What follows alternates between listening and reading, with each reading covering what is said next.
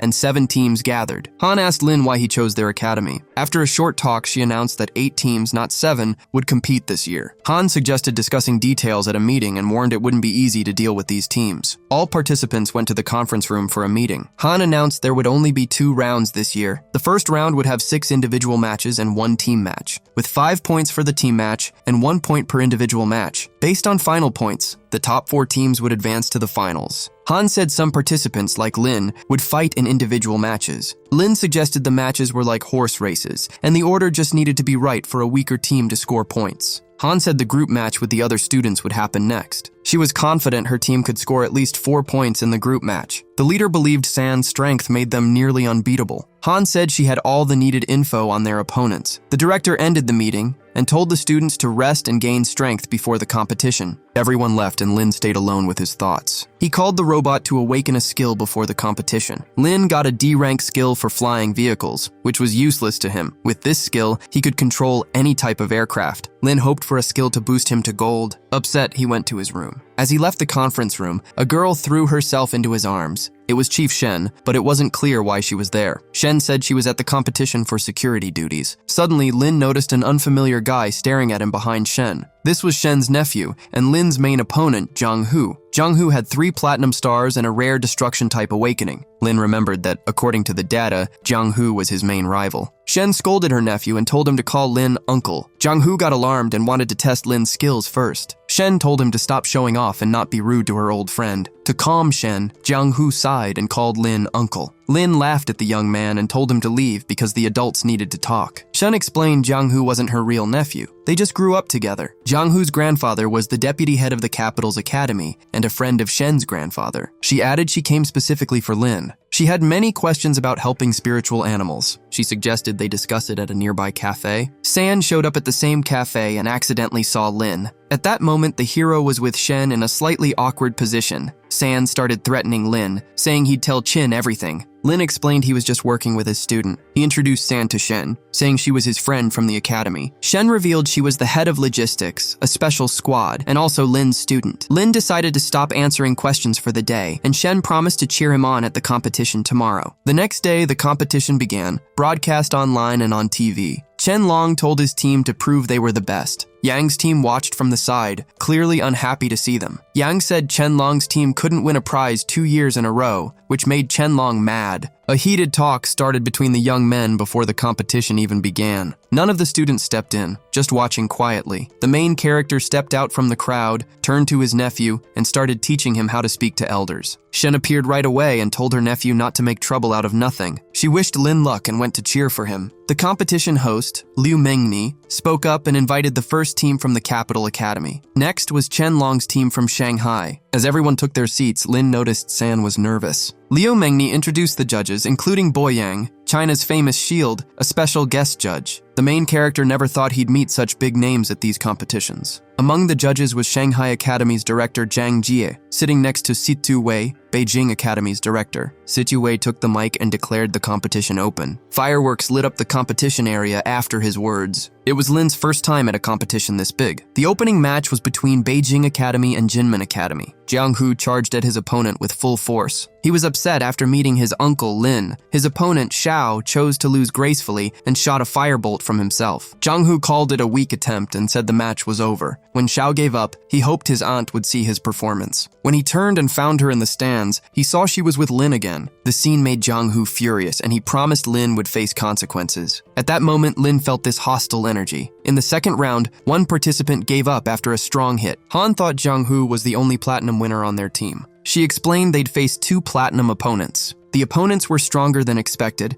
and Han gave up hope. After a while, the 4th match ended with a win for Jin Academy. Like the earlier rounds, Han said only this team had platinum players, and gold was the limit for others. In the next match, Lin Yun from Chen Long's team fought and won. During the fight, her opponent realized her physical strength was platinum level. Lin saw that Yun's skills made her nearly unbeatable against someone of her level. After her win, she approached Lin and asked for a confession. She wished him luck, saying his match would come soon. During the competition, Lin tried to learn a new useful skill but was given a costume instead. The host announced the score was 1 point ahead, but Shanghai's team was still behind. He said Fan, with 7 gold stars in the Thunder system, would fight next. His opponent was the main character, Lin, with silver. The host thought Shanghai's team gave up by sending such a weak player, but Lin was confident. Everyone found it odd that the main character entered the ring with a black backpack. It turned out he brought his dragon egg, which hadn't fully awakened. His opponent thought Lin was foolish for fighting with an egg in his hands. Lin, per the rules, could hold anything and only needed to show his physical strength. The host confirmed this and started the match. Before it began, Lin praised his dragon egg and promised to feed it soon. Fan wasn't interested in fighting Lin and asked him to give up without a fight. Lin said he wouldn't surrender and told Fan to attack first. Refusing to back down, Fan decided to push Lin off the field, raised his hand, and launched a thunder attack. All the electrified lightning bolts shot toward the dragon egg and didn't harm Lin at all. His opponent was sure he could take Lin down with 1 hit, but he was wrong. He didn't understand why the crowd was silent and not cheering for his win. When he turned around, he saw Lin holding his egg, which had absorbed the captured thunder waves. Then Fan used his skills again, but they were useless against the dragon egg. That's when Fan realized the egg was blocking the electricity. He tried to boost his attack's power, but it did nothing. Lin held the egg in front of the electrified waves to make sure not a drop was wasted for the baby's growth. Lin told his opponent that all his waves were just regular lightning because the egg could absorb any burst. Fan turned to the judge and said Lin was cheating and that the darn egg should be taken away. The judges talked and told the contestant there were no rules against using eggs. Lin stopped and asked Fan to prove he was cheating. Fan had no proof, and his face showed frustration because Lin had fed the egg with his skills. At that moment, everyone at Shanghai Academy was cheering for Lin and his weird egg. Chin, who missed her boyfriend boyfriend like crazy, also watched what was happening. Fan was sure he'd finally beat Lin because his physical strength was at gold level. He had no idea his opponent was almost better than him in skill. Despite his silver level, Fan suggested Lin continue the fight without using skills. Lin agreed and asked Fan not to use his thunder system anymore, or he'd grab the egg. Everyone was excited to see the contestants fight without their skills. When Fan threw a punch at Lin, the hero saw his chance. He hit Fan and realized Lin's skills were too strong. A few minutes later, the host announced Lin had beaten Fan without using any skills. Fan was upset because a silver level guy defeated him. In the team match, Tian Academy admitted defeat, so Shanghai Academy won with a score of 8-3. The next match was between Gu Academy and Jing Academy. Han told Lin to pay attention to Gu Academy's captain, who was platinum level. Han heard this girl had awakened light angel skills. Wang Fu was a platinum level light angel. After checking her out, Lin realized she wouldn't be easy to beat. In Gu Academy's team, all members were girls. Lin didn't get why these girls would put their strongest player in a one-on-one match. It turned out that during the match, the girl could use not only her skills but also healing. The fight took a long time to end because the girl was so strong. Sadly, her opponent gave up and the light angel won. Right after the results were announced, Wang Fu used her healing skill and fixed all her injuries. Then Gu Academy won the team match, ending the first day of the competition. Capital Academy was in first place, while Shanghai Academy and Gu Academy were tied for second. Han turned to her students and said they had a lot to discuss at the 7 p.m. meeting. When Lin wanted to rest, he saw Shen in front of him. Shen thanked the hero for the fight and wanted to ask about animals. While Lin answered her questions, he suddenly felt off. He thought his body was telling him it was time to break through to gold. He pulled out a spiritual orb and decided to absorb it to make the breakthrough.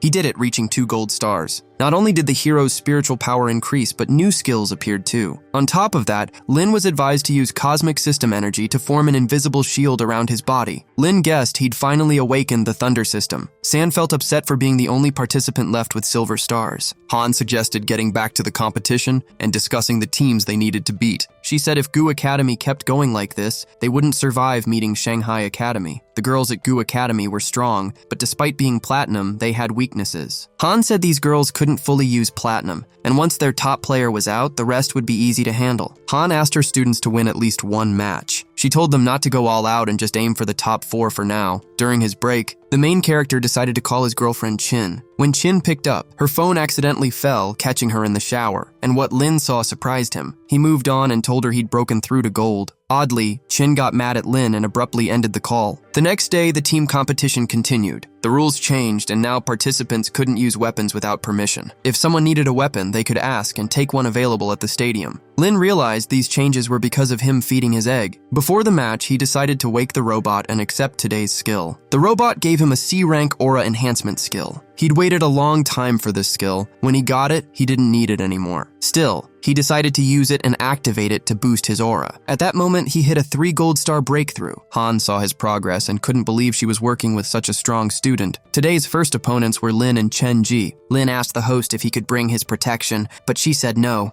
Lin's opponent, Chen, had 9 gold stars and a raccoon transformation. He decided to fight Lin using sword skills and was sure he'd win. Luckily, thanks to the system, Lin had learned many martial arts. Seeing this, Chen asked his body to restore the needed skills. Chen rushed at Lin, but the hero didn't care about these attacks. Lin's calm made his opponent angry and nervous. Because of Chen's nerves, Lin landed a precise hit and knocked the weapon from his hands. Then Chen focused on his feelings and turned into a raccoon. Looking at his opponent, Lin felt puzzled. He decided to respond the same way and became a lunar rabbit. The girls in the stands were only crazy about the rabbit and ignored the raccoon. The hero didn't know his opponent had a 7-attack combo as a special skill. It didn't work, as Lin countered his attacks with one hand movement. Lin waved his hand and sent his opponent flying into the wall. He dropped the rabbit transformation and decided to end the match there. This time, even the host was charmed by Lin and his actions. She announced Lin was the winner of this round. Since Jin Academy skipped the next round, Shanghai Academy became the winner. When the main character left the arena, girls approached him with romantic offers. At that moment, the judges were discussing today's participants. The academy director kept asking his colleagues to watch Lin closely despite his low level. He explained this guy went from silver to gold in just 3 months. One judge said, based on his aura, Lin now had 3 gold stars. The director was confident his student would surprise everyone next time. At that moment, the hero struggled to shake off the rabbit fans. He went back to his room and crashed on the bed. He had no matches tomorrow, so he could rest properly. Suddenly, Director Yang came to talk. Lin found it odd that the teacher came so late. The director started talking about world competitions held every 4 years. The hero knew these weren't broadcast live, so no one knew the details. The director explained that academy competitions were very different from world ones. No one knew the details because the rules changed often, and the fight scenes could be too intense and hard to watch. The director also shared a secret. People don't always survive these competitions. The survival rate at the World Championship was only 20%. There'd been lots of debate about holding these events, but everyone agreed that without this competition, it would show up in other ways. Lin realized the results of these competitions were used to share benefits among countries. The director was sure this didn't involve Lin yet because he was too young, but that could change. He hoped one day his student would join the world competitions. Yang said Lin's skills made him think of the space system and global competitions. He said the World Championship was 6 months away, and Lin's progress and skills would boost the team's strength. He didn't want to pressure his students because world competitions were risky. With Lin's current strength, there was a good chance he wouldn't come back from this event. Lin thought about it and said he'd join the competition and was ready to give everything for his country since he grew up in an orphanage. The director thanked Lin for his choice and said he was worthy of being his personal student. After this competition, he'd personally train Lin to improve his survival chances in the world competitions. For now, the director asked Lin to make sure not to lose face in front of the other judges tomorrow. Lin said he wasn't in the team competition tomorrow and would be off. Then the director asked him to show up the day after. He said he'd talk to Han to include Lin in the team. The next day, the host announced the start of the match between Shanghai Academy and Gu Academy, with Yang Yi as the main judge. The hero was curious about what his master had planned and why he was invited. The girls from Gu Academy stepped into the arena, confident in their win. Capital Academy was worried, sure something was off, and they needed to deal with these girls fast. Lin Chin, who had an ice system, listened to Zhang Hu and shot ice at the beauties. The Capital Academy leader expected the opposing team's captain to try attacking him. Then Gu Academy's leader ordered her team to step back. The girls obeyed their queen and moved to a safe distance. The other team thought the girls were giving up, but Yang was sure the goddess was planning something. Then Gu Academy's captain clapped her hands and created a light judgment skill. In simple words, it was the lost sword of a great god. Its fall to the ground threw all participants far back and cracked the floor. Lin could have caught the sword, but it was literally blown away. Judge Yang announced the favorite was losing to Gu Academy by 1 point. After the match, the hero couldn't forget the god's sword stuck in the stadium's arena. He told his girlfriend, who luckily saw it live on air. During their talk, Lin remembered his role in the World Championship. He asked Chin if she'd find a new boyfriend if he didn't make it. Chin got mad and said she'd definitely find a new boyfriend. So Lin decided not to tell her about the world competition. He took back his words and said he'd live a long life and teach their kids basic spiritual practices. Hearing this, Chin was speechless and hung up. Suddenly, Han approached the hero. She thanked him for his great performance in the last match and signed him up for the next round. The hero realized Director Yang was behind this. Han laughed and asked Lin to take care wherever he was. The next day, the hero stood in the stadium arena,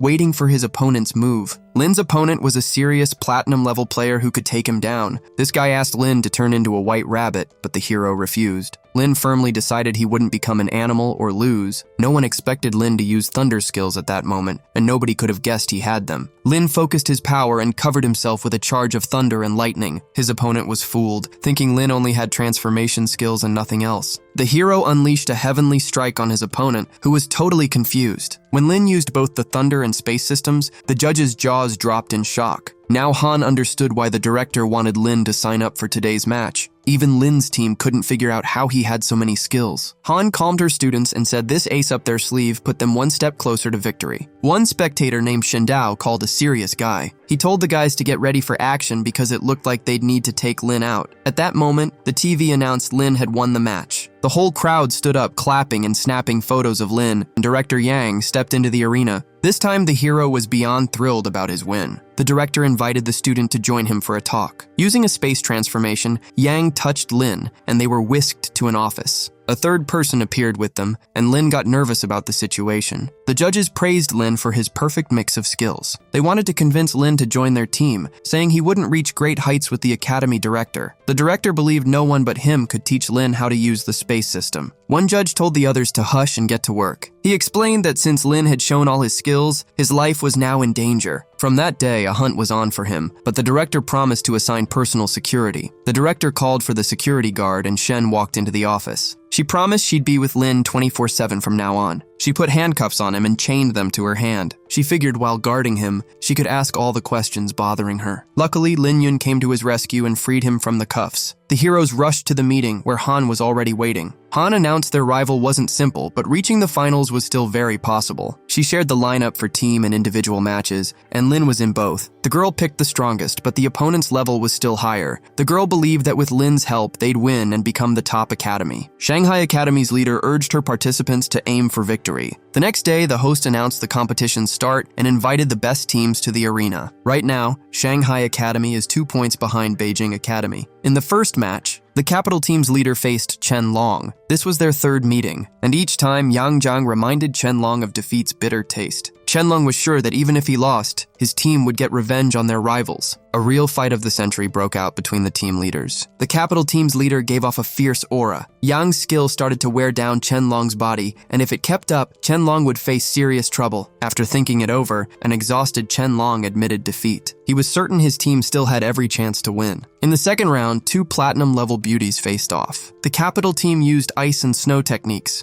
Luckily, Lin Yun dodged it and caught her opponent off guard. Surprisingly, the Capital Academy participant gave up at the start of the fight. The host announced that Shanghai Academy won this round. The host decided to call out the stars of the event, naming Lin, Qin, and Ji Han. Lin needed to keep his team together, break the tie, and lead them to victory. His opponent was Ji Han, who had 9 gold stars. Ji Han made his first move, shooting thorny rose stems from his hands. The hero carefully stepped around them and hit him from behind. Ji Han didn't see it coming and crashed into the wall at high speed. He passed out, and the host announced Lin as the winner. The defeated opponent shed a few tears because Lin's hit was so strong. All individual matches were over, and Shanghai Academy was ahead by 2 points. The host announced a group round was coming up with multiple players. The host named his favorites, almost all of whom had platinum or 8 to 9 gold stars. Their leader didn't think they'd lose to Shanghai until now. When the host called out Shanghai Academy, Yang told Lin to give up. Shanghai's team leader ordered his members to prepare for an attack. Yang told his team to stay alert because he felt the opposing team was planning something. At that moment, the strongest energy from Shanghai's team spread across the area in support of San. The leader ordered his players to charge at Beijing's team. Team's leader told his members to handle the rest while he wanted to face Lin himself. Suddenly, San appeared in front of him. San said his mission was done and he could step back from competing. He was out of the game, which angered Jian since the other team was now short-handed. When Jian thought about his team, he saw them all knocked out on the ground. While Jian tried to attack San, Lin Yun took on her old acquaintance. The hero easily dealt with everyone else. Jin promised Lin he'd still surprise him and his team before the match ended. Shanghai's leader, Chen Long, ordered his team to attack immediately before Yang's buff activated, but his words fell flat because Yang's skill kicked in. An incredible energy radiated from him. The energy was so intense it shook the main characters. Even Lin felt this force was unbelievably strong and he might not withstand it. Jin was sure he'd won and asked the referee to announce the match results. Lin's team decided to hold a final meeting to plan against this guy,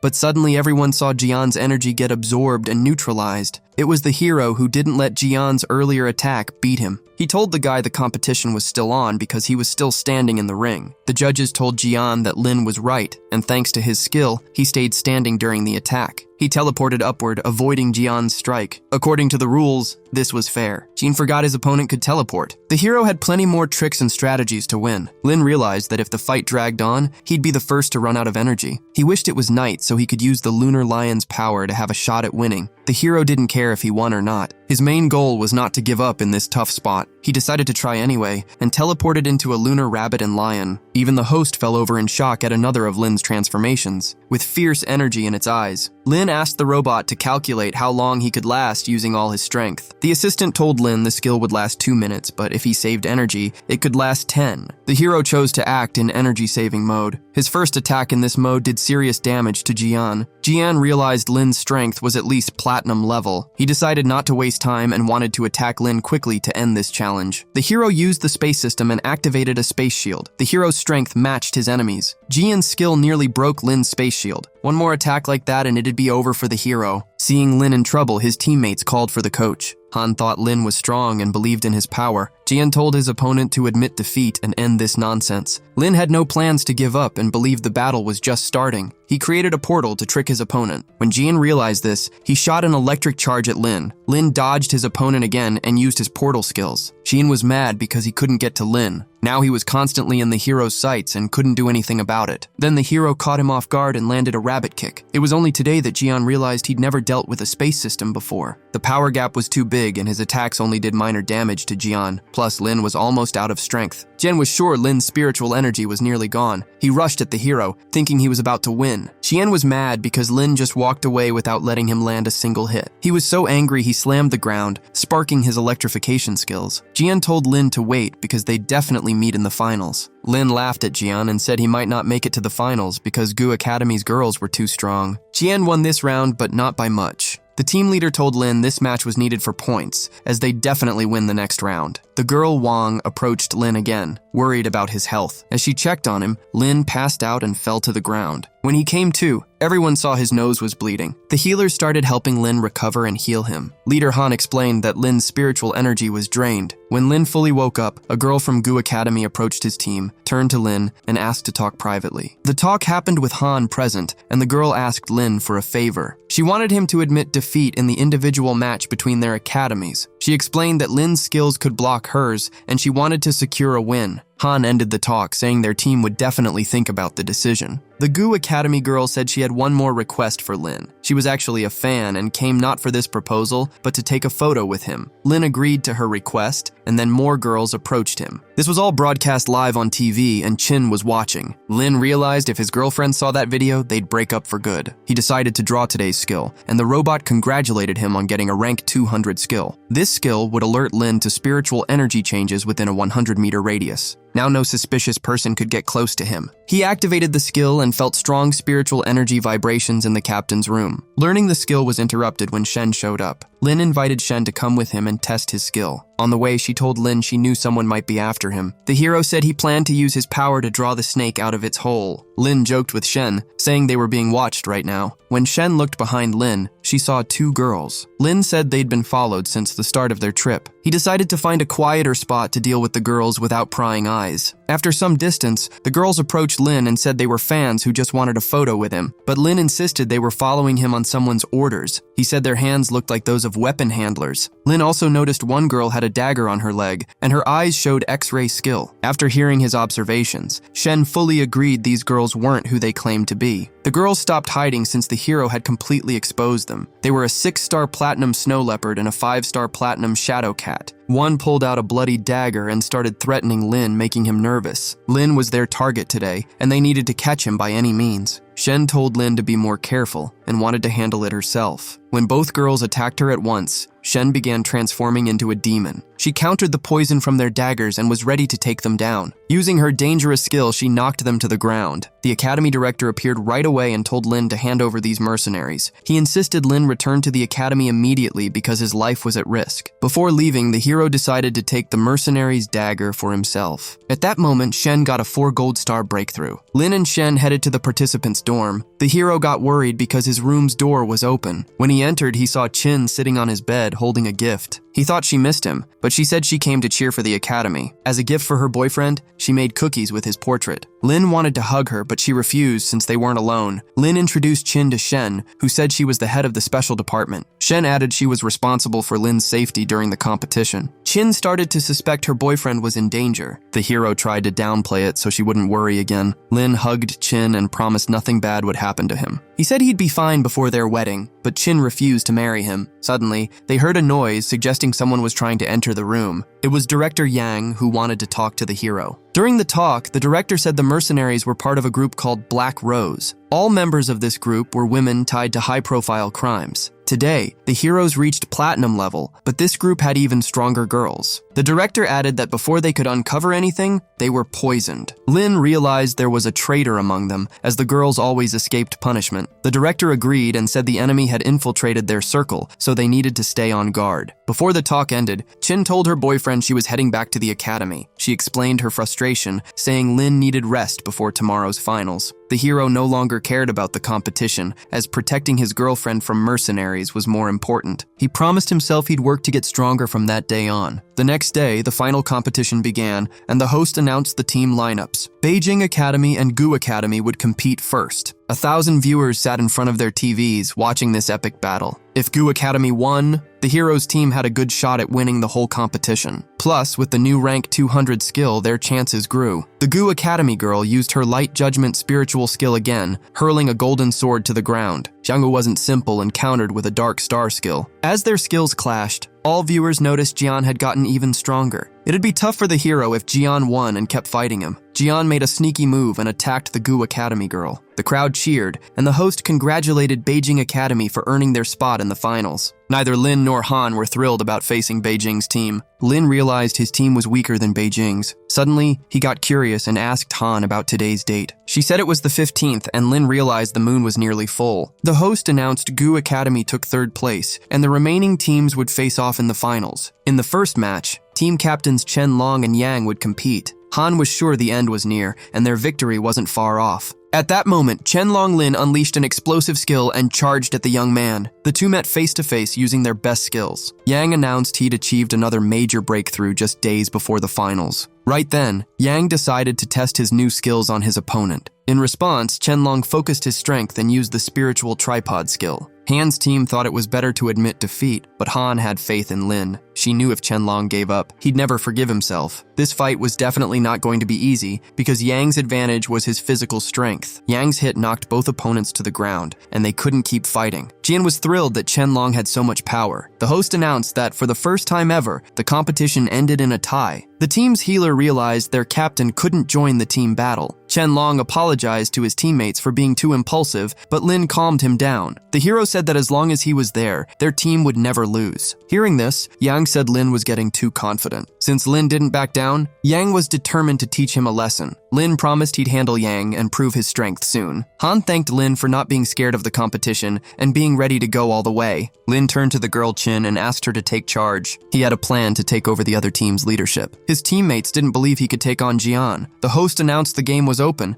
and the team round began. In this round, everyone was ready to follow Lin as team captain. This time, the hero was well prepared, and the other participants had to support him a bit. With a few moves, Lin's team took out the extra players. Their main target was the other team's leader. Jian Hongsan helped the hero gain a glory boost to strengthen his attacks. Jian was sure Lin couldn't handle him, even in beast form. In response, the hero stuck out his tongue and said everything would go by his rules. Jian got mad at the joke and used his destruction skill. Lin tricked Jian again and used his teleportation skill. While Jian scolded him for it, Lin looked outside and saw a full moon. He used his transformation skill and got a 500% boost to all his abilities. Seeing the power surge, Jian rushed at Lin, but Lin dodged carefully. Lin proudly said his speed was too fast for Jian to keep up. The hero unleashed his cosmic power at his opponent. Jin used his own power to try to stop Lin's flow. Luckily, the hero's attack worked, and Jin got badly hurt with a deep cut on his back. All the judges thought Lin was faking and tricking everyone with his silver level. Lin's team was thrilled that even a platinum level couldn't handle him. Jian didn't get how his opponent got so strong in just a few days. Lin offered Jian the chance to give up or keep up this pointless fight. The hero hit Jian again, and he was clearly struggling. Lin decided to finish his opponent and threw him far with his super skill. Completely worn out, Yin crashed into a wall and passed out. Lin approached him carefully and announced his victory. For the first time in years, someone had beaten Jian. Thanks to this round, Shanghai Academy took first place in the competition. While everyone was happy, Director Yang worried that Lin had shown his skills too soon. He was sure the hunt for Lin would now be even fiercer. The director's group decided to request special protection for Lin when he returned. Qianlong thanked Lin for the win and said Lin would be team captain next year. Lin went to the award ceremony, took the trophy, and said it was their shared victory. At this point, the academy competition was over. The host announced the event would end with a valuable prize being awarded. This win had been Qianlong's dream for years. As a reward, besides the trophy, the team got orbs worth 5 million. Each person got an orb, and Lin was curious about which one he received. When he lifted the cloth on the tray, he saw his orb was missing. The judges told Lin they'd give him the orb later when they found the right one. As the team started to leave, the host said another prize was added this year, a Best Player award. The hero immediately thought this prize would be his for contributing the most to the victory. The host called Lin and invited a weapons expert. The diamond-level weapons expert was Feng Peng. They'd never met the hero before, but Lin felt his face looked familiar. When Feng gave Lin the orb for winning the nomination, Lin heard his familiar voice. Lin remembered the bandit situation and realized this was the traitor's voice. Lin decided not to rush since he didn't know much about this guy. He planned to talk about it with his teacher, the academy director. Then, Chen Long wraps his arm around Lin and cheerfully suggests that since the competition is over, they should all go celebrate together. Lin agrees with a smile but mentions he needs to catch up with his master first, so he tells the group to go ahead without him. After the others leave, Lin turns to Dean Ouyang and says he has something important to discuss. The dean nods and mentions that he has a special reward arranged for Lin regarding the spatial item, which Lin happily accepts. Then, Lin brings up the sensitive topic of the mole. The dean immediately gets serious, realizing it's not safe to talk there, and leads Lin to a quieter spot because a guy named Feng Bing is actually hiding nearby and listening to everything. Feng Bing watches them walk away and quickly texts his contact, reporting that the plan has changed and the targets are moving, so they need to switch to observation mode for now. Later, in the referee's office, Lin stands with the dean and 2 other seniors. He explains that he's sure Feng Bing is the mole because he recognized his voice and billed from a previous encounter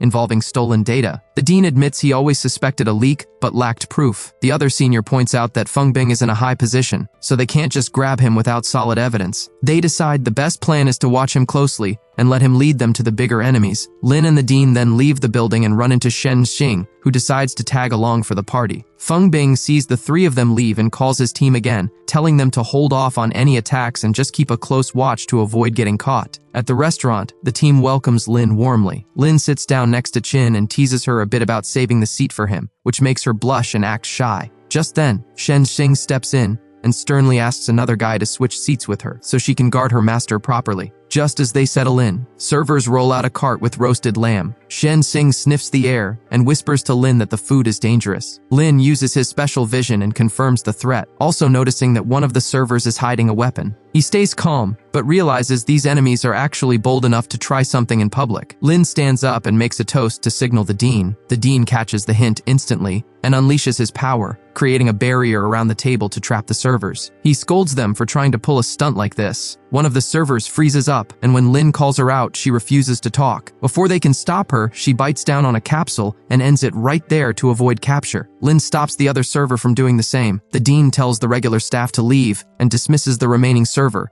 knowing she will lead them to her base. The other servers hurry away, leaving the group to deal with the situation. Lin suggests that if they follow the fleeing server, they will definitely find something important, and the dean agrees immediately. He tells Shen Xing to stay behind and protect the students while he takes Lin to track the target. Meanwhile, the server jumps off the roof and calls her boss, reporting that the mission failed and her partner is gone. Her boss orders her to pull back to the base to avoid getting caught, so she heads toward a residential area. Lin and the dean track her from a distance. Lin asks if they should call for backup to wipe out the whole base, but the dean refuses. He wants to handle it solo, to show Lin just how terrifying the spatial system can be. The dean tells Lin to wait outside until the area is clear. He teleports inside with confidence, but almost immediately, screams erupt from the building. It turns out the enemies were in the middle of a bath. The dean rushes back out instantly, sporting a bump on his head and looking totally embarrassed. He complains that he didn't expect them to be bathing at 4 a.m. Lin tries not to laugh at the situation. The dean decides to wait a moment so the enemies can get dressed and armed. Once he's sure they are ready to fight, he goes back in. The enemies spot him and open fire, but the dean simply freezes time, trapping the entire building in a spatial barrier. Lin walks in through a portal and is amazed to see everyone frozen in place like a wax museum. The dean explains that a special squad will come to arrest everyone later, so Lin should look around for clues in the meantime. Lin agrees and starts exploring, hoping to find some loot. He spots a loose tile, lifts it, and finds a hidden staircase. He heads down and is shocked to find a massive stash of gold, weapons, and rare items. He decides to pocket a good amount for himself before anyone notices. Further inside, Lin finds a curtain hiding a secret door and senses many people behind it. The dean joins him and breaks the door down. Inside, they are horrified to find dozens of little girls locked in cages. The dean realizes the enemy organization is raising these orphans to be agents. Lin is furious at the cruelty and rushes to open the cages, telling the kids they are safe. However, the children are terrified and refuse to move, thinking it's just another trick or test before they get punished again.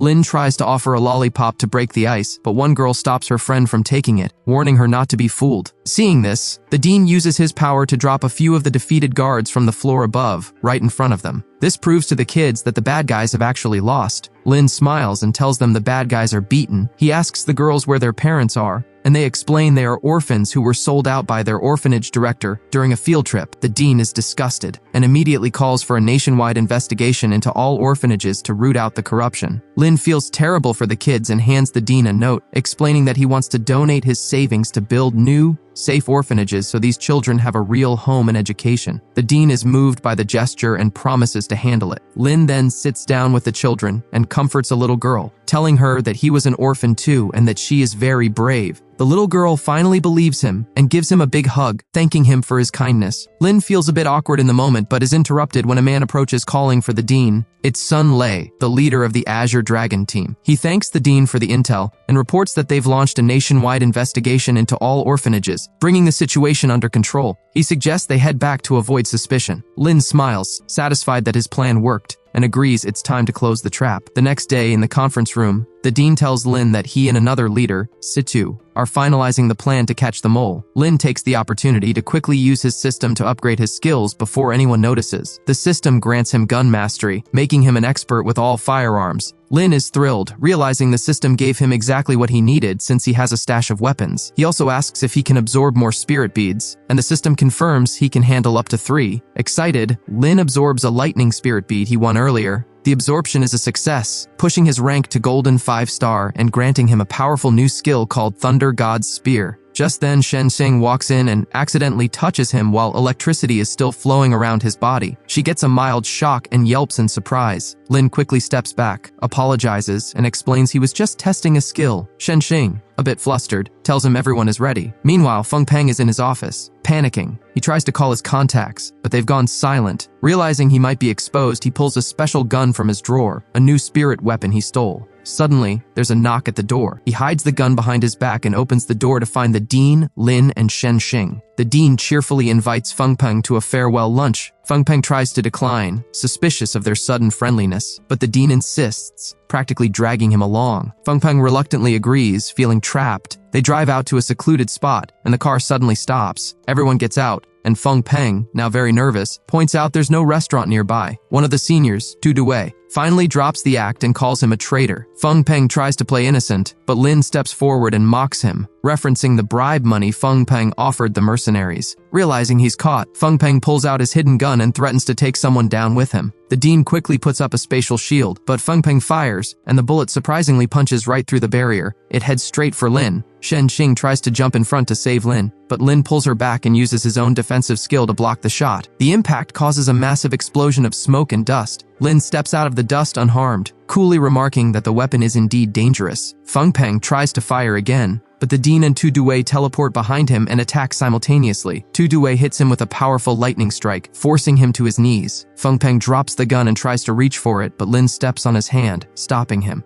Lin picks up the weapon and inspects it, noting its power. He explains that this spirit gun uses energy instead of bullets. Thanks to his new gun mastery skill, he instantly knows how to use it. He aims at a tree and fires, blowing a massive hole through the trunk. He's impressed by the power, but notes the downside is the recharge time. Feng Peng is shocked and asks how Lin figured out how to use the spirit martial weapon so quickly. Tu Dui steps in and asks Feng Peng why he betrayed his country and his teacher, especially since old Zhang always treated him well. Feng Peng admits that while his teacher was good to him, the enemy offered him a life of luxury and massive amounts of money that he couldn't refuse. The dean asks if money is really that important. Lin chimes in from the back, saying that yes, money is actually very important, which earns him a glare and a scolding from the dean. The dean turns back to Feng Peng, telling him he is being foolish but offering a lighter punishment if he cooperates. However, Feng Peng suddenly bites down on a hidden capsule, and red liquid spills from his mouth as he tries to end his life right there. Lin realizes it's poison, but before anyone else can react, Shen Xing rushes over. She uses her special ability to turn her hand black and literally sucks the poison out of Feng Peng's body, inhaling the toxic smoke like it's a treat. Feng Peng wakes up confused, wondering why he is still alive. Lin explains that his students saved him. Shen Xing teases Feng Peng, offering to do it again,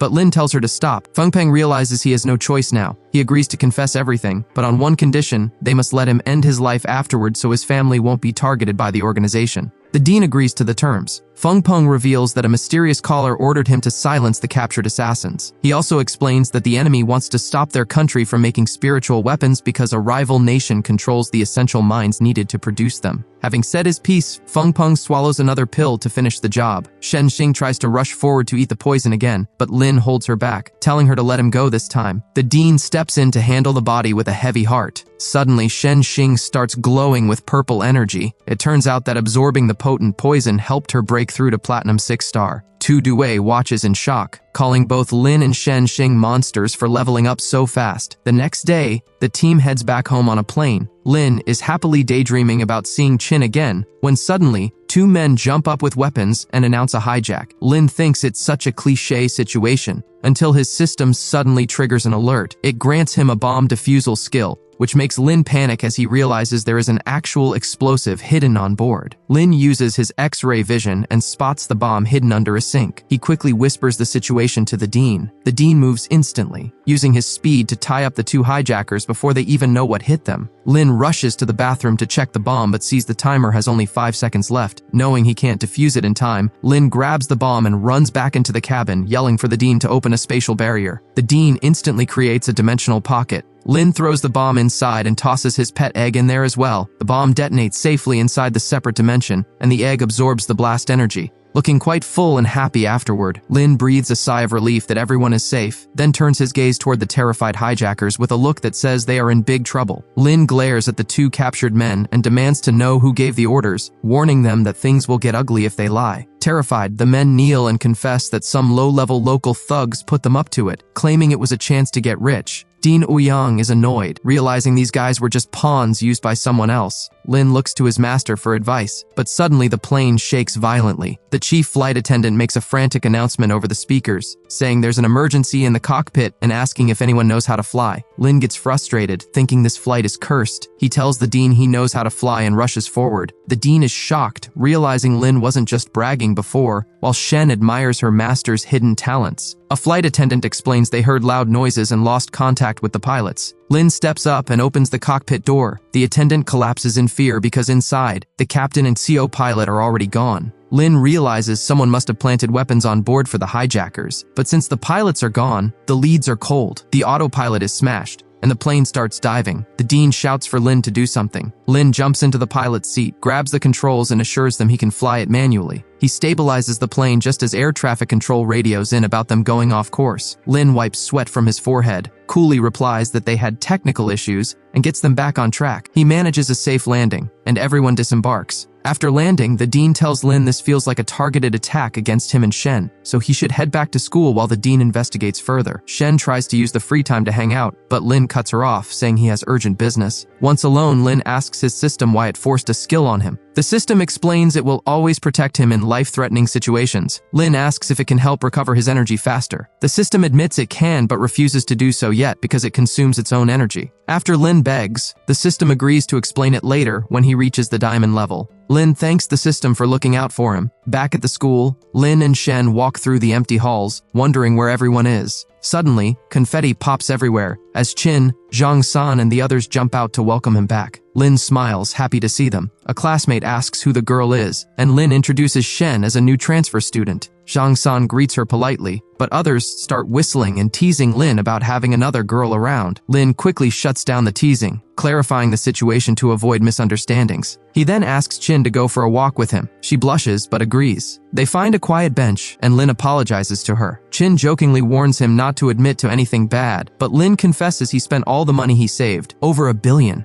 She asks what he means, blushing when he mentions it was intended for their future. Lin explains he used the money to help the orphans and destroy the enemy base. Instead of being angry, Qin smiles and tells him she's proud of him for being so kind. Touched by her support, Lin hugs her and promises to work hard so she and their future children won't suffer. Qin turns bright red and shyly tells him not to talk nonsense about children yet. Lin changes the subject to praise Qin, noting that she's about to break through to golden rank soon. Chin playfully smacks him, saying she has to train hard to keep up with someone who is progressing way too fast. Lin pretends to be hurt by her punch and jokingly asks for her care, backing away in mock fear. A few days later, Lin is meditating in his dorm room. He smiles, remembering how Chin hit him out of embarrassment, and admits it still stings a little. He jumps off the bed and stretches, thinking about his recent progress. He realizes that, after absorbing 3 spirit beads, his physical strength has increased significantly. He admires himself in the mirror, wondering if he's gotten more handsome, but the system interrupts his vanity with a new alert. The system announces a new skill draw, and Lin gets a night-level body enhancement skill. Thrilled, he immediately confirms the enhancement. The system reports that his physical stats are now roughly equal to a platinum 3-star level. Lin is excited because this physical boost means he can finally use the powerful spatial spirit bead his master gave him. He absorbs it, and energy rushes through his body. He gains a new skill called Space Rip, which lets him create a destructive chaotic zone in a 5x5 area. He realizes he's now very close to reaching Golden 6-star. Suddenly, his phone rings. It's the dean, who cuts off Lin's greeting to order him to the training ground immediately. Lin arrives to find a large crowd of students already gathered. Chin runs up to him just as confused. The dean announces that a gold-level spirit beast lair nearby has gone berserk and is endangering the area. The students buzz with excitement and nervousness. The dean explains that other schools are sending teams and that they can volunteer to join the hunt. He warns that it will be dangerous, but adds a sweet incentive. Any spirit stones they find are theirs to keep. Chin points out that, usually, the state controls these lairs, so letting students keep the loot means the situation must be serious. Lin, however, only hears loot and gets excited about getting rich. He immediately raises his hand to volunteer. Chin raises hers too. Lin gets worried and warns her it's dangerous, but Chin insists she needs to go for her own growth and asks Lin to protect her. Lin blushes, grabs her hand, and promises to keep her safe. Lin then remembers something and hands Chin a special spirit gun. He explains it has 20 shots, with the last 5 being powerful enough to hurt even diamond-level beasts. He also gives her his pet egg to use as a shield in emergencies. Chin is confused about the egg but accepts it. Lin still worries and says he should ask Shen Jing to guard her too. But Chin laughs and assures him she'll be fine. The dean watches them from the side, shaking his head at their public display of affection. He notes that the lair's upheaval seems related to an ice system treasure, so letting Chin, an ice system user, go is actually a good strategic move. Days later, the buses arrive at the mountains. The students are told the most dangerous beasts have been contained, so they shouldn't be too nervous. Lin notices a group of female students from Lingwu Suzhou and asks Chen Long why there are no guys. Zhang San explains that their principal, Huang Fu Leng Sui, is known as the Jade-Faced Rakshasa and notoriously hates men, scaring away any male students. Lin imagines a terrifying man-hating tyrant. Just then, a woman taps him on the shoulder. It's Huang Fu Ling Sui herself, looking surprisingly gentle. She smiles and asks Lin if he wants to transfer to her school, leaving Lin completely stunned as her student, Huang Fu Yimeng, introduces her. Lin raises his hand and bluntly refuses the offer, saying he has no interest and is perfectly happy where he is. Madame Huang Fu doesn't give up easily. She nudges him and hints that her school is full of beautiful girls who would be more than willing to date him. She even playfully offers her own granddaughter, Huang Fu Yimeng. This makes Yimeng blush and shout in embarrassment, while Chin, standing behind Lin, fumes with jealousy. Sensing the rising tension, Lin pulls Chin into his arms and declares that he already has a girlfriend, and they are very much in love, so there's no need for any matchmaking. Madame Huangfu pauses, impressed by his loyalty, and then suggests that maybe both of them should transfer to her school. Lin politely declines again and quickly walks away. Yimeng scolds her grandmother for trying to sell her off, but her grandmother simply watches Lin leave, noting that he's one of the few men she doesn't actually despise. Lin breathes a sigh of relief, feeling like he just escaped a forced marriage. He rejoins the group where Dean Ouyang is making an announcement. The dean explains that the spirit realm has suddenly entered an ice age, making it extremely cold. He hands out down jackets, red for the guys, pink for the girls, and warns that the extreme cold has made the spirit beasts go berserk. The group suits up and stands before the glowing entrance gate. Chin is nervous, feeling an intense pressure, but Lin grabs her hand and reassures her. They step through the gate together and are instantly hit by freezing wind and snow. Lin sneezes, and the team shivers, shocked by how much colder it is inside. They try to get their bearings, hoping it's safe since no beasts are in sight. Just then, Lin spots a massive herd of frenzied spirit elephants charging straight at them. He shouts a warning, grabs Chin, and they all scatter to find cover behind large ice blocks. Chen Long panics, noting that if these are golden-level beasts, they are severely outnumbered. Lin takes charge, instructing the team to draw the herd's attention while he prepares to attack. He tells Duor to stay back and guard Chin. He then calls for Yimeng to activate her domain. She flies up and casts a healing and buffing aura over the team. Empowered by the buff, Lin leaps into the herd, landing a massive blow that sends elephants flying and clears a path. Lin feels the rush of his new strength and charges forward, punching a giant elephant straight in the face and knocking it out cold. He then grabs another elephant by its tusks, lifts the multi-ton beast effortlessly, and starts spinning it around like a weapon, smashing other elephants away.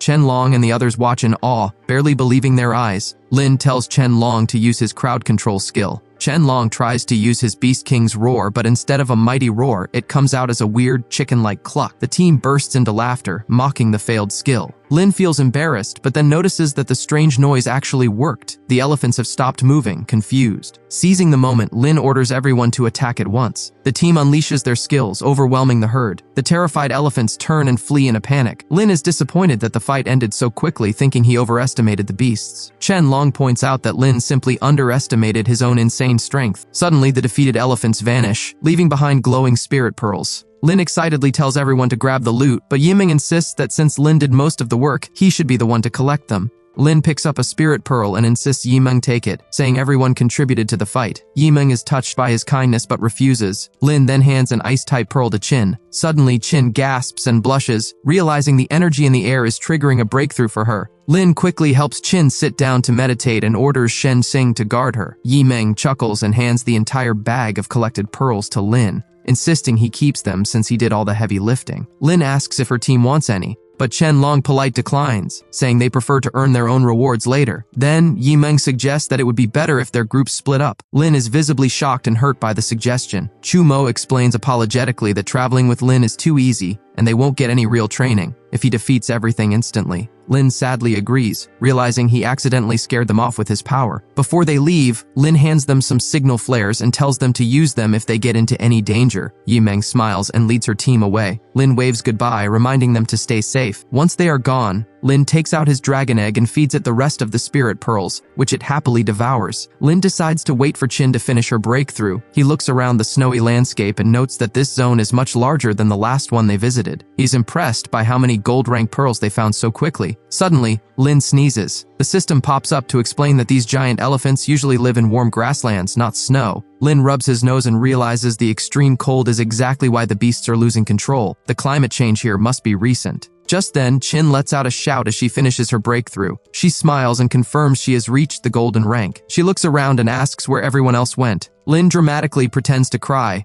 joking that they were abandoned because he is too strong. Chin rolls her eyes and pushes him away. Shen Xing asks where they should go next. Chin senses a pull towards some distant ice mountains. Lin agrees but warns that it's through a forest. Just then, he spots a lone elephant wandering nearby. He sneaks up on it and grabs its tail. The elephant tries to panic and run, but Lin tells it to relax and accept its new job as their mount. Chin and Shen Xing hop onto the elephant's back, which scares the poor beast even more. Lin calms it down, promising not to hurt it if it behaves. He jumps on as well. Suddenly, Shen Xing shifts to look at something and accidentally bumps Chin forward. Chin presses against Lin's back, making him blush and enjoy the moment. However, Shen Xing shouts a warning and points to some ominous dark clouds gathering ahead. The elephant starts getting nervous. Lin uses his special vision and realizes those aren't clouds, they are black-winged locusts. He explains they are weak individually but breed incredibly fast. Lin complains about their bad luck and smacks the elephant, yelling at it to run. Shen Xing asks why they are running from weak bugs. Lin explains that a swarm of this size could overwhelm even a diamond-ranked fighter. Lin realizes the swarm is heading for the exit to the human world, which would be a disaster. He makes a split-second decision, jumps off the elephant, and tells the girls to keep running while he stays behind to hold off the swarm. Lin prepares to fight the swarm alone, but suddenly, a wave of frost freezes several locusts. He turns to see Chin, who has jumped off the elephant and refuses to let him fight by himself. Shen Xing agrees, insisting they stick together. Lin, touched by their loyalty, pats Chin's head and agrees, but warns them to stay safe. The three of them get into position. Lin unleashes his thunder of 10,000 armies, summoning thousands of lightning bolts that fry the first wave of locusts instantly. He's pleased with the result, and follows up with another powerful thunder attack. However, the sheer number of locusts is overwhelming, and some manage to slip through and attack Chin. She defends herself but is panting, nearly out of energy. Lin realizes they can't keep this up. There are just too many enemies, and his own energy is draining fast. He decides to take a risk and uses his spatial tear skill. The space around them cracks open, unleashing a devastating storm of lightning that wipes out a massive chunk of the swarm. Chin is amazed, but Lin is exhausted. He asks the system if there's a way to restore his energy quickly. The system warns that it can refill his energy, but it will cost him later since the system can't recharge itself. Lin doesn't care about the cost. It's life or death right now. He orders the system to do it. Instantly recharged, Lin feels stronger than ever. He tells the girls to stand back and watch the show. He opens a spatial gate, forcing the swarm to funnel toward him, then blasts them with another massive thunder attack. As soon as his energy dips, he orders the system to refill him back to 100%. With unlimited energy, Lin spams his spatial tear, shredding the entire swarm effortlessly. Shenxing watches in awe, blushing as she admires Lin's endless stamina and power. Once the swarm is gone, Lin flies back to them and smugly asks if he looked cool. Chin stares at him blankly for a second, then suddenly hugs him tight, relieved he's safe. Lin hugs her back, promising he won't die before he marries her. Shenxing interrupts their romantic moment to point out the aftermath. Millions of dead locusts cover the ground. Lin's eyes light up with greed. He jumps down and starts digging through the pile, expecting to find tons of spirit beads. However, after frantically searching, he finds nothing but low-grade items. Disappointed, he picks up a single large bead, crying dramatically about his bad luck. The bead suddenly absorbs the residual energy from the dead locusts, glowing brightly. Lin decides to feed this energy-filled bead to his dragon egg later. Back on the mammoth, Lin checks his system rewards. He draws a new B-rank skill, proficiency in spirit beast language, which lets him talk to animals. He decides to test it immediately on their mount, calling out, "Hey, big nose." The elephant is shocked to hear a human speak its language, and asks if Lin is some kind of almighty being. Lin dismisses the praise and asks what happened to this realm. The elephant explains that a month ago,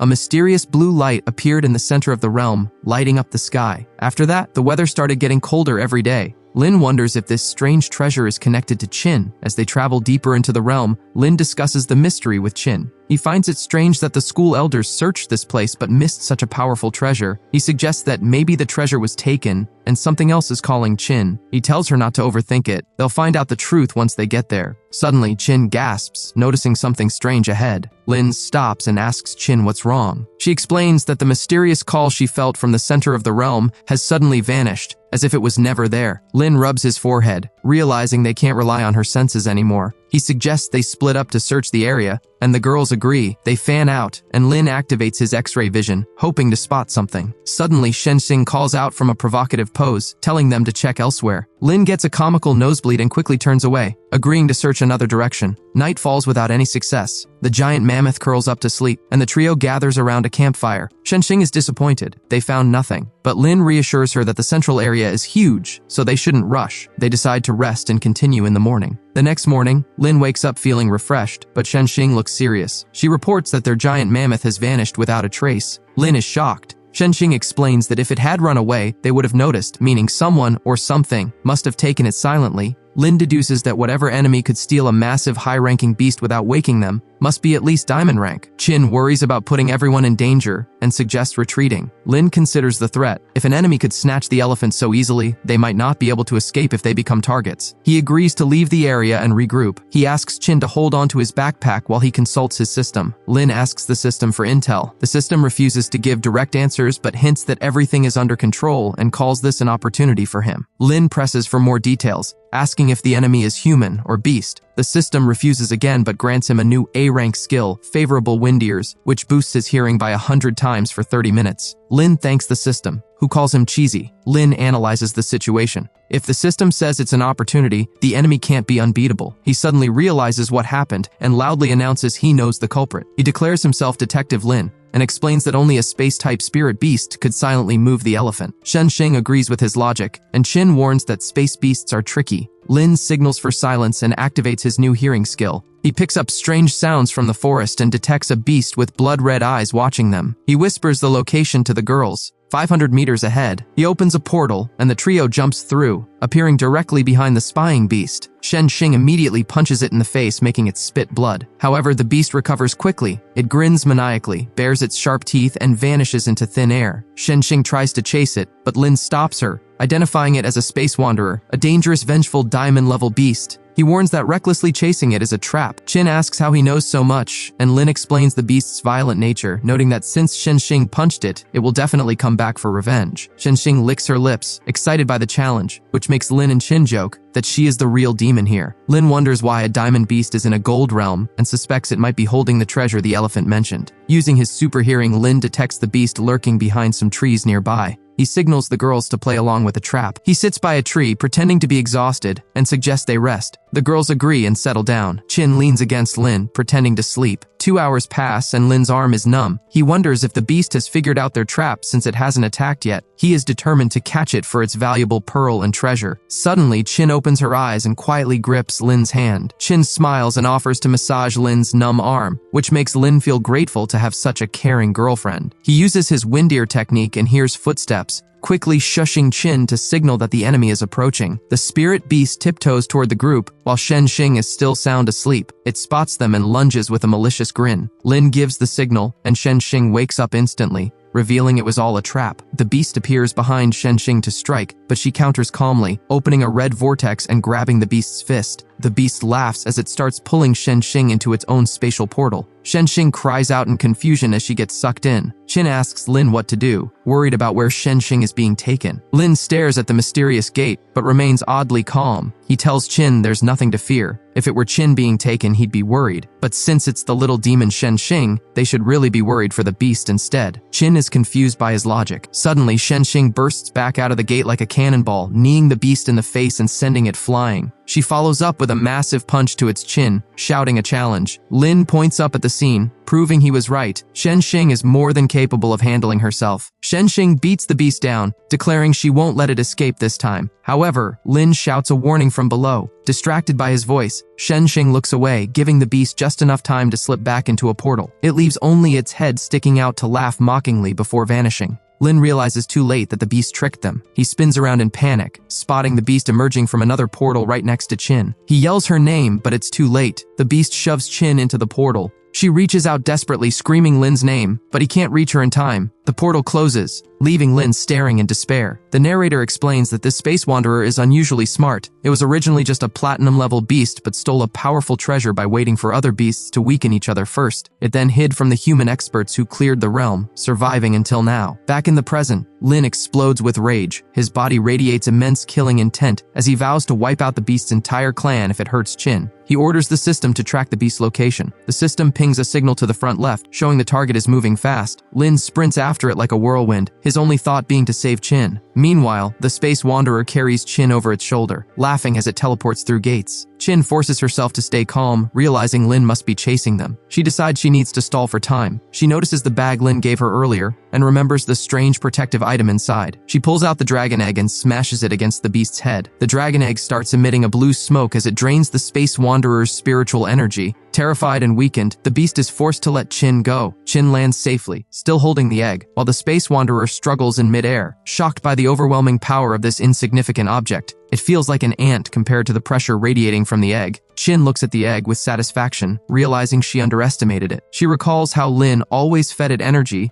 and now sees just how useful it is. Emboldened, she pulls out the spirit gun Lin gave her, deciding she doesn't need rescuing after all. The space wanderer senses danger as Chin aims the gun. She fires a few shots, but due to her lack of experience, she misses. The beast mocks her, thinking she's harmless. Finally, a bullet hits, but the beast just laughs it off, barely scratched. It starts to gather energy, its body swelling and muscles bulging as it prepares to charge. Chin remains calm, remembering Lin's words. The first few shots are weak, but the final bullet was loaded by Di Nuyang himself and can take down even a diamond-level beast. With renewed confidence, she aims and fires the last shot. The bullet flies like an arrow of fate, piercing straight through the beast's mouth before it can even finish its thought about being invincible. The beast collapses, its life fading away instantly. Meanwhile, Lin and Shenxing are rushing through the forest when they see a beam of golden light shoot into the sky. Shenxing recognizes it as the spirit gun's blast. They sprint toward the light and find Chin standing over the defeated beast, safe and sound. Lin rushes over and hugs Chin tightly, telling her she scared him to death. Chin blushes and assures him she's fine. Lin is amazed that she took down the space wanderer alone. Chin credits the egg and the spirit gun. Lin realizes the dean's power bullet saved the day. He praises the egg, promising to help it hatch soon, and the egg wobbles happily in response. Shen Xing points out that the dead beast's body is glowing. It dissolves, leaving behind 2 gems. Lin picks them up. One is a normal spirit pearl, but the other is strange and incredibly bright. He asks the system about it. The system identifies it as an ice soul pearl, a rare treasure that has been purified and is now perfect for Chin to absorb. Lin excitedly hands the pearl to Chin. She immediately feels a connection to it, realizing this was the call she sensed earlier. As she absorbs it, her power skyrockets, jumping straight from golden rank 1 to rank 9 in moments. Lin and Shen Xing are stunned by the rapid breakthrough. Lin worries about side effects, but the system assures him it's a safe, comprehensive upgrade. The system panel explains that the Ice Soul Pearl still has plenty of energy left, which will continue to help Chin's future cultivation. Lin jokingly asks if he can have one too, but the system snarks back, asking if having me isn't enough, accusing Lin of being greedy. Lin just grins and says the more the better. Shen Xing notices the snowstorm clearing up. Lin confirms that since Chin absorbed the pearl, the realm is returning to normal. They approach Chin, who is floating in a glowing aura. As she lands, she opens her eyes and smiles, announcing she has reached platinum rank. She feels incredibly powerful and has even awakened a new ice domain skill. She demonstrates by freezing the ground, explaining that anyone inside her domain gets a huge boost to ice damage and magic recovery. Lin is impressed, calling it a magic fortress. Chin playfully touches his nose and asks if he wants her to protect him. Lin blushes and steps back, reminding her that his student is watching. Lin then holds up the other spirit pearls and tells the girls to guard him while he levels up. He sits in meditation, and a massive surge of power erupts around him. Moments later, he breaks through to golden rank 7. Shen Xing and Chin watch in admiration, noting how rare it is to jump 2 ranks at once. Chin adds that even elite clan members don't get this kind of boost. Lin stands up and reveals he also absorbed a skill pearl. He takes Chin's hands and asks if there's anywhere she'd like to travel. The atmosphere turns romantic, and Chin blushes, confused. Lin tells her not to blink, then hugs her and teleports them instantly. Chin screams in surprise. They reappear near a gate, and Shen Xing is impressed. Lin explains he can now teleport anyone he touches up to 1,000 meters away. Shen Xing calls him amazing. Lin decides it's time to head back since the realm is stable. Meanwhile, near the entrance, Chumo and his teammate Cixi are terrified as a giant elephant charges toward them. Just as they prepare to fight, they notice writing on the elephant's trunk that says, "Lin's elephant." Lin calls out to them, asking why they are there. The elephant stops attacking and happily wraps its trunk around Lin. Chumo sighs in relief, explaining they weren't attacked but were definitely scared. Cixi informs them that the principal has ordered everyone to return to school since the issue is resolved. Lin agrees and they head to the entrance where Dean Ouyang is waiting. The dean welcomes them back, but is shocked to sense Chin's power. He realizes she jumped from silver all the way to platinum in just a few days. He quickly pulls Lin aside and demands to know exactly what happened in the spirit realm to cause such a massive power spike. Lin explains everything that happened in the spirit realm to the dean. The dean is shocked by the danger they faced, but relieved that Lin and the others handled it so well, praising their achievement. He then shifts the topic to Chin, noting that since she has reached platinum rank, she would be a strong contender for the upcoming world competition. Lin immediately shuts down the idea, flatly refusing to let Chin participate. He asks the dean to keep her power level a secret from her, explaining that he plans to win first place himself and doesn't want Chin risking her safety in such a dangerous tournament. The dean reluctantly agrees, respecting Lin's wish, but noting that ultimately, if Chin decides she wants to join, he won't stop her. Lin coldly replies that they will cross that bridge when they come to it, vowing internally to protect her no matter what. Suddenly, the dean's phone rings. It's Old Six with urgent news. Teams from Country M, Country C, and others have arrived for an academic, but things have turned ugly. For the past 3 days, foreign students have been brutalizing the local students in the arena. Shocked and angry, the dean orders everyone to return to the academy immediately. Back at the academy, a student named Da Zhao is knocked to the ground by a massive fireball. Han Juning watches worriedly from the sidelines. A blonde student named Luca from Country M steps on Da Zhao's chest with a smirk. He mocks the academy, calling them pathetic for not winning a single match in 3 days. Han Juning orders Zhang San to treat Da Zhao, but Fei Qi, the leader of the Country M team, stops her. He coldly states that injuries are part of the game, and elders shouldn't interfere. Han Juning argues that this is supposed to be an exchange, not a fight to the death. Luca, meanwhile, is live streaming the beatdown on his phone. He makes lewd comments about Han Juning to his viewers and gives a thumbs down to the defeated Da Xiao. His viewers mock the academy in the chat, but one brave voice calls them out for bullying the weak while the main forces are away. Luca threatens to kill Da Xiao if he doesn't surrender. Da Xiao refuses, saying he'd rather die. Luca shrugs and prepares to blast him with another fireball. Just as he fires, a resistance fire ring blocks the attack. The dean, Lin, and the rest of the main team have finally returned. The dean tells Shenxing to teach Luca a lesson, but warns her to hold back a little. Shenxing steps forward calmly. Luca laughs at the petite girl, but before he can finish his sentence, Shenxing punches him so hard he coughs up blood and flies backward. Luca struggles to stand, furious at being humiliated. He charges up his flames and tries to attack Shenxing while her back is turned. The dean instantly steps in to block the attack, scolding Luca for trying to ambush a child. Fei Qi complains that they are guests, but Lin cuts him off, calling out their hypocrisy for injuring local students while crying foul when their own get hit. Fei Qi falls silent, embarrassed. He tries to save face by claiming Luca is their weakest fighter and pointing out the academy's losing streak. A beautiful girl named Anchir from Country C steps forward to diffuse the tension. She suggests that the previous fights were just warm-ups and proposes they start the real professional exchange, now that the main team has returned. Dean Ouyang scoffs at the academic exchange, noting that his students were just warming up. He offers to warm up with them himself, which makes Anchir nervous, knowing how powerful he is. Lin cheers from the sidelines, praising his master, and Anchir tries to deflect, saying they are only here to test the young talent, specifically eyeing Lin because of his space abilities. She proposes a traditional 5-on-5 tournament. The dean shakes his head and counters with a bold offer. His team of 5 will face their entire group of 14,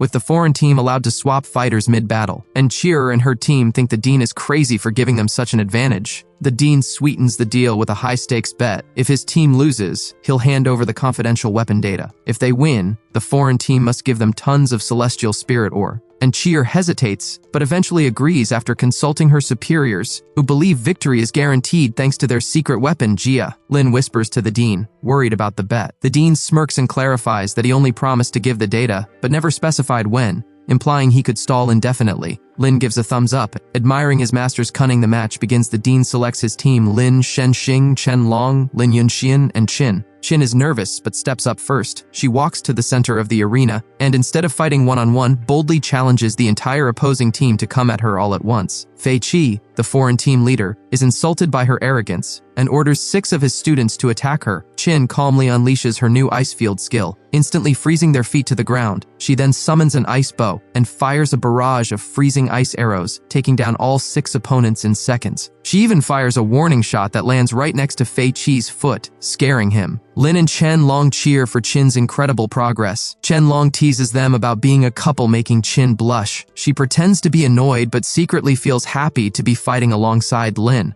Suddenly, a blast of fire melts Qin's ice. A new challenger steps forward, Linda, a powerful platinum-rank fire user from Mist Country. She scolds her team for sending trash earlier, and arrogantly declares that she will handle Qin herself. Linda smirks and asks Qin if she needs a break to recover her energy before they start. Qin calmly declines, saying the previous fight barely drained her. Impressed by her confidence, Linda introduces herself as a platinum 5-star fire awakener and immediately sets the arena on fire, creating a fiery ring around them. Linda wastes no time and challenges Qin to show what she's got. Outside the ring, Lin is worried. He knows Linda is way higher in level and her fire element naturally counters Qin's ice, especially since Qin just reached platinum rank. Inside the ring, Linda attacks with a massive blast of fire. Qin blocks it with an ice shield but realizes Linda's power is on a whole different level. Qin flies into the air to gain an advantage and rains down ice blocks on Linda. Linda scoffs and counters with a flame origin technique that easily melts Qin's attack. Qin realizes her standard attacks won't cut it,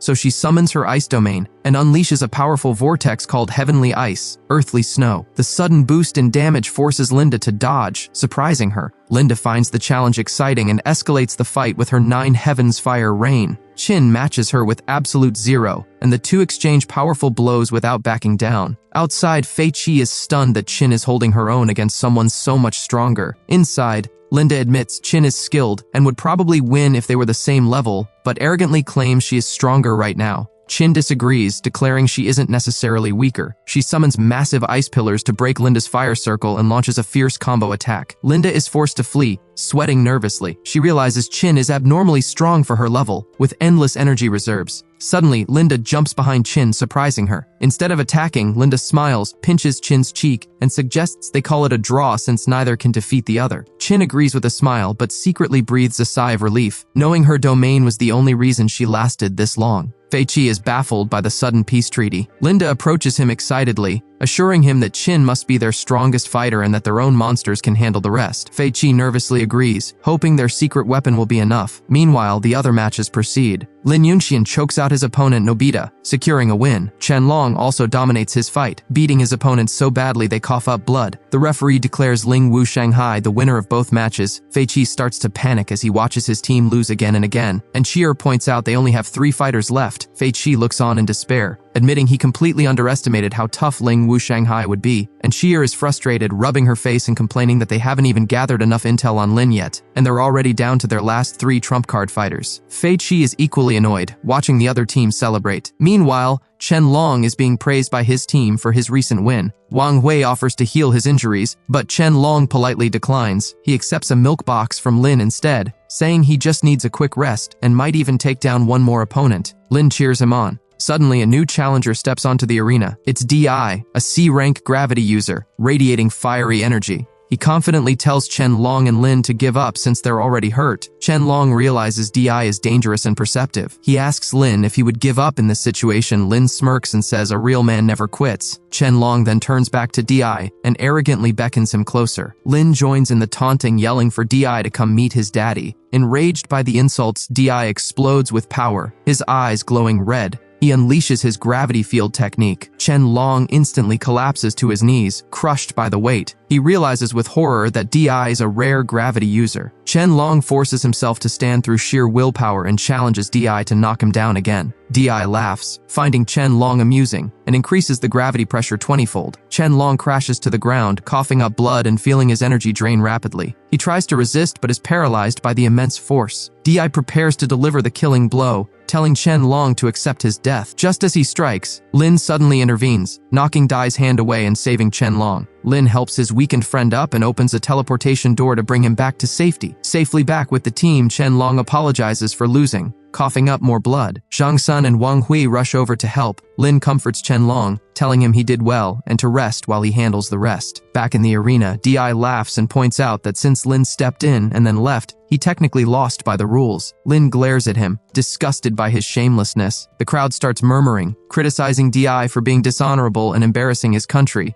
Meanwhile, a purple-haired girl watching the livestream on her phone praises Lin for his loyalty and sends a rocket gift to the stream. Chen Min, who is filming, thanks the viewers for their enthusiasm and promises to keep streaming regardless of the outcome. Viewers flood the chat with support for Lin. Lin considers his options, figuring Shen Xing can handle the remaining fights. Suddenly, Qi'er steps in and tells Lin he can continue the match, overruling Fei Qi's objections. She reminds Dai that their goal is learning and exchange, not just winning. Di quickly changes his tune, claiming his earlier aggression was just a joke, and offers a handshake, introducing himself as Di Hawao. Lin isn't buying it. He smirks and flips Di the middle finger instead, saying, "F you." Di smiles outwardly but internally fumes, wanting nothing more than to destroy Lin right then and there. Dai loses his temper completely, letting his anger take over. He gathers his strength and throws a gravity-fueled punch, telling Lin that since he wants to play games, they'll use real power. But by the time Di swings, Lin is already gone. He jumped high into the air to dodge. Lin counters with a move called Dimensional Dive. Di manages to dodge it, which makes Lin smile. He realizes Di has studied his skills, but he thinks Di is still too naive. Lin figures if he can't hit the person, he'll just blanket the whole area. He unleashes his thunder of 10,000 armies, sending lightning bolts everywhere. Di is shocked by the wide-range attack and uses his spiritual energy to defend. When the smoke clears, Di realizes he isn't hurt much. He regains his confidence, reminding himself that Lin is only gold rank while he is platinum. Smug again, Di mocks Lin and activates his own area skill, Gravity Field, cranking the pressure up by 50 times.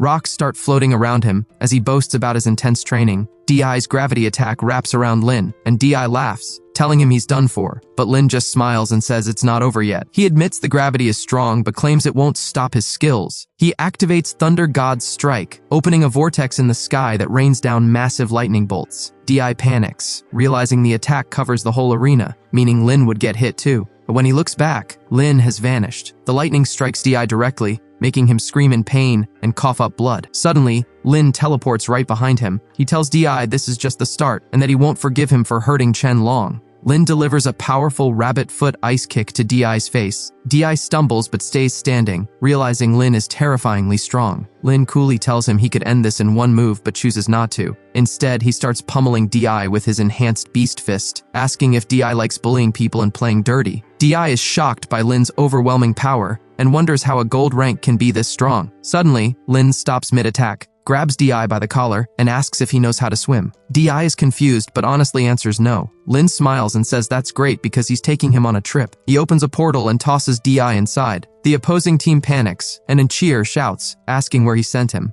Lin laughs and jokes that DI might be at a beach resort, but internally reveals he just dumped him in the shallow pond next to the school as a lesson. And Cheer is terrified, and Fei Chi quickly orders his team to go rescue Di. One of DI's teammates curses Lin, but their leader, Masoda, steps in. He tells everyone to calm down and says his student Tachibana Sapio will avenge them while Lin is tired. The dean recognizes Sapio as a sword prodigy who combines strength and swordsmanship. He warns Lin about Sapio's skill and suggests letting Shen Xing fight instead. Lin disagrees and asks the dean if he has a spare sword because he wants to have a duel. The dean is shocked but hands over a fine sword, warning Lin to be careful with it. Lin admires the blade and promises to win efficiently. Sapio steps forward and politely introduces himself, saying he hopes to learn from Lin. Lin nods, appreciating his manners, and offers to give him some pointers. Sapio is happy, but his master Masoda is annoyed by Lin's arrogance. Lin decides to let Sapio make the first move, warning that if he goes first, Sapio won't get a chance. Sapio rushes in, drawing his sword and promising not to hold back. He jumps high for a powerful slash called Great Unity. Lin admires the technique, noting Sapio's talent, but simply dodges the strike, thinking it's a pity. Lin smiles and swings his sword at Sapio, who quickly blocks it. Lin criticizes Sapio's technique, saying it lacks heat and fails to showcase his master's essence, calling it a waste of natural talent. Sapio is stunned by the blunt critique. Watching from the sidelines, Fei Chi is amazed that Lin blocked the attack, while Masoda is annoyed that Lin is insulting him to his face. Sapio challenges Lin to block his Great Unity move to prove his skill. Lin accepts the challenge, complimenting Sapio's sincerity. He explains that his own sword style focuses on speed and one-hit finishes. He rushes forward instantly, moving so fast that Sapio freezes in shock with Lin's blade already at his neck. Lin asks if he saw it clearly. Sapio, sweating, admits he didn't. Lin shrugs and says he's out of options then. Sapio realizes Lin's skill far surpasses his own master's. Deeply impressed, Sapio drops to his knees and begs Lin to take him as a disciple. Lin is baffled by Sapio's sudden submission but mischievously suggests he might consider it if Sapio switches citizenship. Fei Chi is furious, accusing Lin of poaching his team member, while Masoda insists Sapio would never betray their country. Lin approaches Fei Chi and apologizes for calling him trash earlier. Masoda grumbles that it's too late for apologies. Lin corrects him with a smile, clarifying that he actually meant Masoda is worse than trash, so calling him trash was an insult to garbage. Masoda is speechless with rage. Lin ignores the angry reactions and tells Sapio his offer still stands. He walks away, chuckling that Sapio is actually considering it. Fei Chi panics, realizing his team is falling apart. Linda lost to a lower rank, and now Sapio is almost defecting. Next, a blonde girl named XOA steps up. She introduces herself as a Platinum 6-star Mental Awakener. Lin gets defensive, realizing mental types are tricky. He plans to end the fight quickly by teleporting her away. Lin teleports behind XOA to grab her, but she anticipates his move and binds him with a purple energy string called Spirit Binding. Lin falls to the ground, paralyzed. He curses, admitting mental skills are even more annoying than spatial ones. XOA steps on Lin, asserting her dominance. She forces him to sit up and lifts his chin,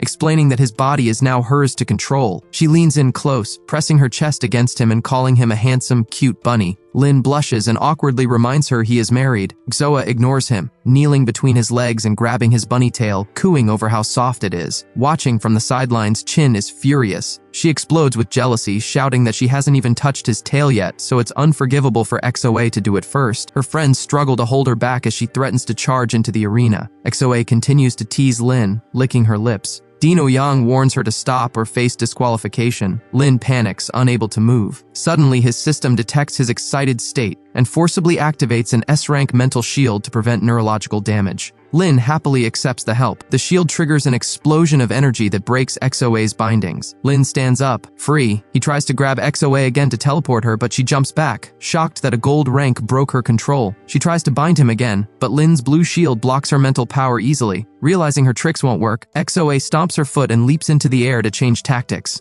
XOA glares coldly at Lin and launches her spirit binding and mental pierce attacks. She mocks him, warning him to surrender before she loses control and beats him senseless. Lin smirks, thinking, "In your dreams," and activates his mental shield. The blue barrier blocks XOA's attack, leaving her stunned and confused because usually, her technique drives people crazy. Lin taunts XOA, asking if that's all she's got. He opens a portal to absorb her attacks, then teleports behind her. XOA panics, fearing she'll be tossed into the river like dye. Instead, Lin slaps her bottom hard. XOA turns beet red and stammers in shock. Lin squeezes her again, declaring he is taking revenge for her touching his bunny tail earlier. He starts spanking her repeatedly, scolding her for being rude and trying to undress him in public. XOA screams in embarrassment, begging him to stop. Disclaimer: this is only a fictional story, so do not attempt anything like this in real life. If you do, you will be fully responsible for your own actions. From the sidelines, Chin fumes with jealousy, remembering how Lin once spanked her with a mop. Zhang San and the others watch with nosebleeds, shocked that Lin would do this right in front of his girlfriend. Chin finally snaps and yells at Lin to stop. Lin freezes, panicking as he remembers Chin is watching. He stops immediately, trying to convince himself he was just defending his dignity. Yixoa runs away,